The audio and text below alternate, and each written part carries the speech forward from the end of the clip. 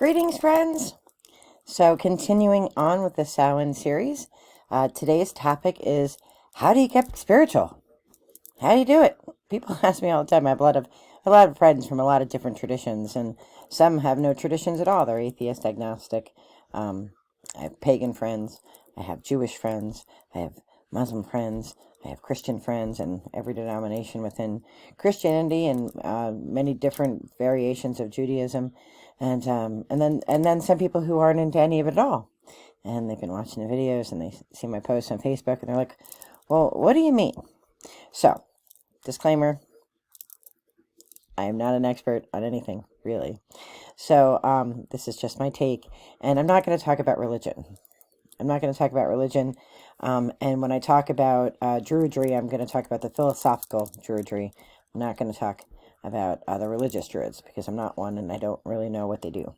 I don't know anything about witchcraft or Wicca. I do know that not all witches are religious witches. I've learned that. But Wicca is a religion. So I've learned that. So if you want resources for any of those religious traditions, the internet and Google are your friends, right? And find YouTubers, or find people who have way more knowledge about these things than I do.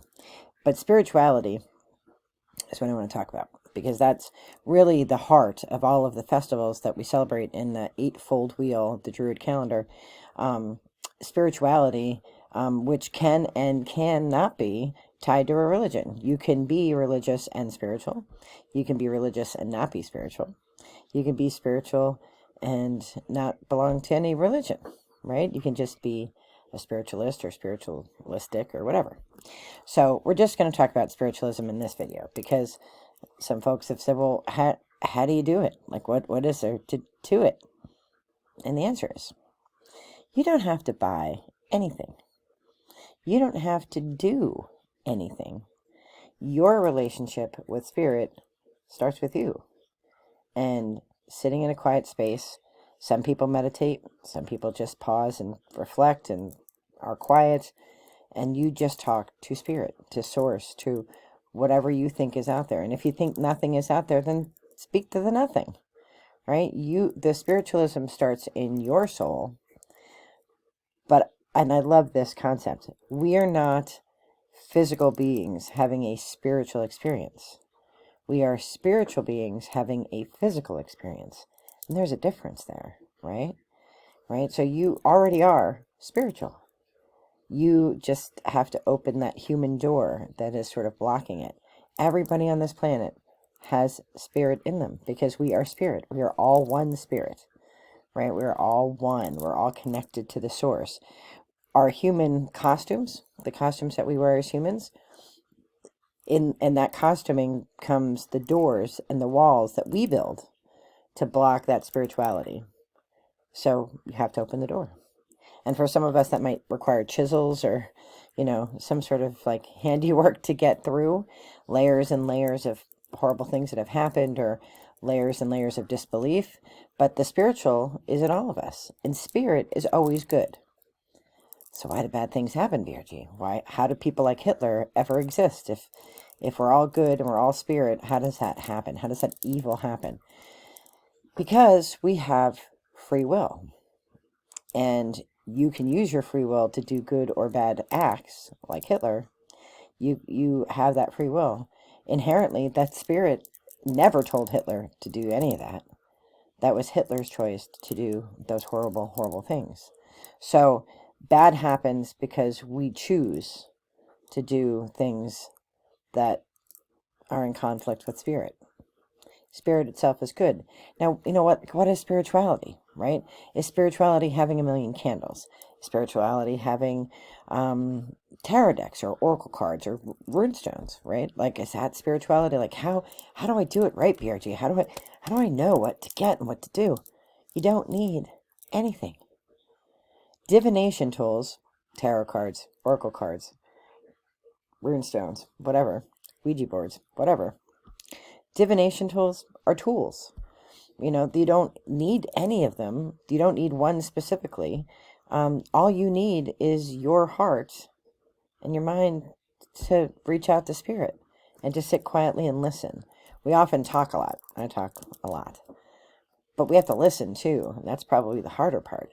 That is all you need, is that relationship with Source. That's all you need.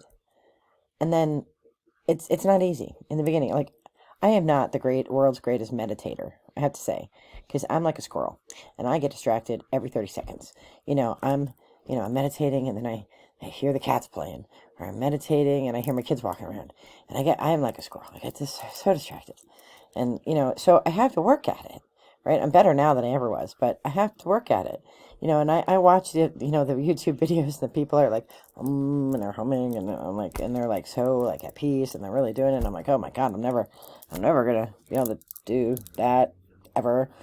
No, in the beginning you might not. You might only get 2-3 minutes, but there's some really key things that you can do throughout the day that are smaller that help you sort of build up your toolkit. One of them is whenever you're making your coffee and the tea in the morning, just close your eyes. You're waiting for the coffee tea anyway, and you're half awake, and just close your eyes and ask spirit for a daily intention. I write mine down on a chalkboard, some paper towels because I was spilling stuff, and I write it on a chalkboard.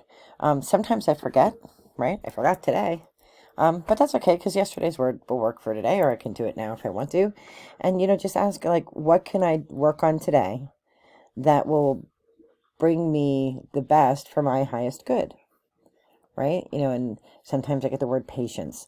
And I just, you want to just close your eyes and focus on the first word that comes into your head. That's the word, like, and it only takes like 2 minutes, right? And then throughout the day, you can do check-ins, like this is what I do. 3 deep breaths through my nose. And I don't say a word. I don't have like a mantra word or anything, but I just like focus my breathing.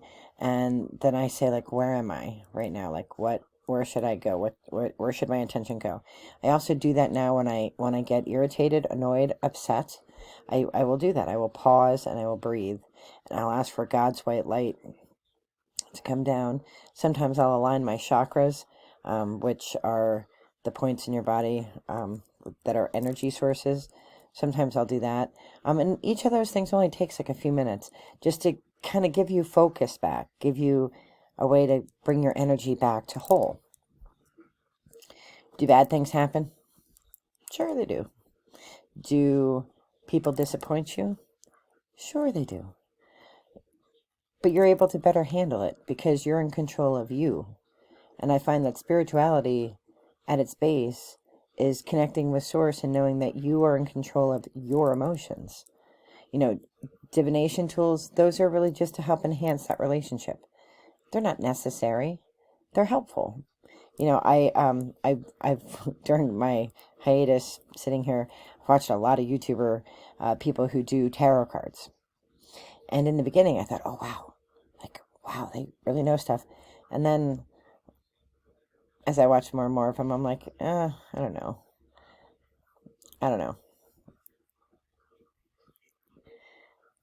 I find more meaning pulling my own runestones and thinking about things that are personal to me. And I think what they would say, the people who do the readings, is that they're general readings sort of meant for everybody. And so you take from them what you can take from them and leave behind what doesn't apply to you.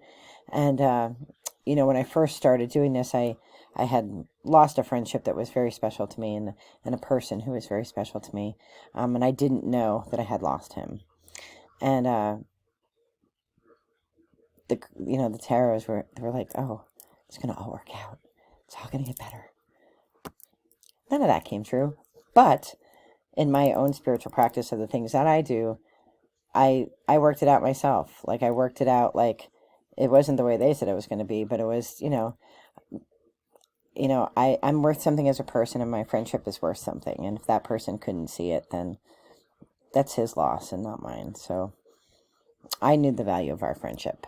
I wish he would have known it too, but I can't help that. So I've moved on, and it's actually been great. Like, it's been really wonderful. And I learned a lesson from it. Like, anytime we have those encounters, sort of learning the lesson from it, I learned a few valuable lessons about myself and, about the things in my life that bring me meaning, and the kinds of people that I want in my life, people who are, genuinely, who are genuine, right? I'm, people who are, I'm not saying that this person was fake, but, just people who are fake and who aren't forthright and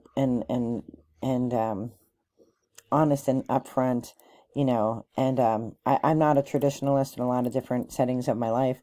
And some people are, and I just have to accept that not everybody's going to see the world in the same way that I've painted the world for myself. So, and that's okay. That doesn't mean they're less of a person. It just means that, that I need to be more understanding. But I have the right to accept and expect, friends to behave a certain way, and, I need to behave a certain way.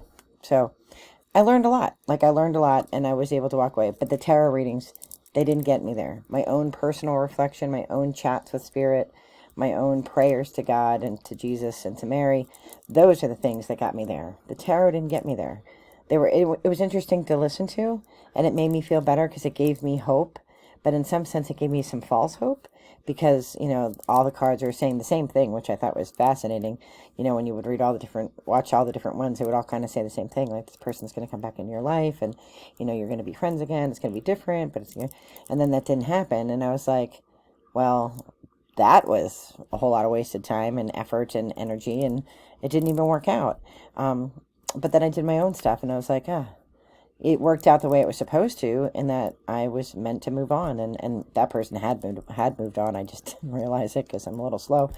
But it's meant to be the way it is because I was meant to learn these lessons that I couldn't have learned any other way. It had to be with this person, with this kind of a person, in this part of my life, in this time in my life. And so, so I'm better for it. But that came from soul searching within my spiritual traditions that I do, and not from, necessarily from tarot readings and from other people. And that isn't a slam to people who read tarot, or a disbelief in tarot in general. I think the general readings are general for a reason, and then you get specific readings because they're specific to you. But really, you don't need all that stuff because you can talk to spirit yourself, and you don't need anything fancy to do it. Runestones, which are the things that I use the most, that I think I'm probably the best at. I don't read tarot. I have some decks, but I actually don't understand it at all. And I'm always wowed by other people who could do it because I don't really get it. I like oracle cards because they're really just like, like journal prompts. As an English professor, I love to think and write and learn. So, oracle cards are like journal prompts. And but the runestones really kind of resonate with me. I don't know if that's just because they're historical to my ancestry, or just because I understand them, and I understand the things that I'm supposed to think about when I do a runestone reading. But prayer and meditation are the two things that actually do the most for me. And you don't need anything fancy. It's great if you can do it in nature. For me, that works really well because the Druid tradition is very rooted in nature, and we're always rejuvenated and restored when we're in nature. But even in that practice, even in the Druid practice, I was thinking yesterday, like, why do I even align with those principles, right? Because I don't do any of the rituals. I don't believe in any of the religious Druidry. I don't believe in any of that. Like, why do I hang on to that? Like, why do I find my identity somewhere in there? And it really is the honoring of the earth, right? Which isn't too different than Native American or Indigenous American people or other peoples throughout the world who celebrate and honor the land. And that exchange, that energy exchange between earth and humans. So that is really the part of Druidry that I'm most attracted to is that partnership between our land and our elements and humans, and how we can work respectfully with those resources that are granted to us, and to understand and cherish them, and protect them for generations to come, so that, a bazillion years from now, when people do their DNA tests through however they do it in the future, and they look back and they find my name, they will know that I've been sending blessings to them, just as I've been thanking those who came before me. So spirituality begins with you, begins in your heart and in your soul, and you don't need fancy things. There's a ton of videos out there. There are all kinds of religious traditions, all kinds of spiritual traditions that you can participate in and learn more about. But, be discerning. Find, you don't have to, one of the things I like about Druidry is that there's no right or wrong answers.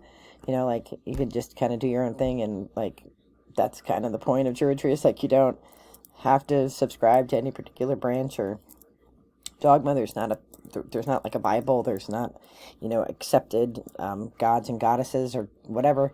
It's kind of like you do your own path with doing no harm to any other path.